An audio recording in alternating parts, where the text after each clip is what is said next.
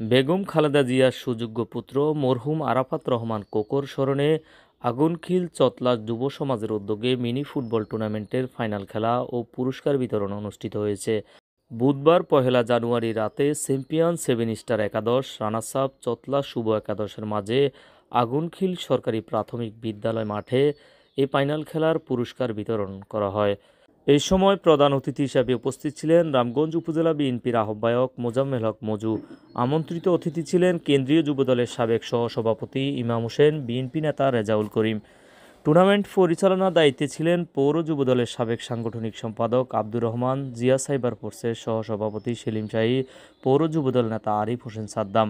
আরও উপস্থিত ছিলেন আরিফ, শরীফ, রিয়াদ, আহাদ, জসিম, হাসান, ছাত্রদল নেতা জিয়াদ সহ খেলাপ্রেমিক দর্শকবৃন্দ। শাহ আলম, দৈনিক নবযুগের কণ্ঠ, রামগঞ্জ।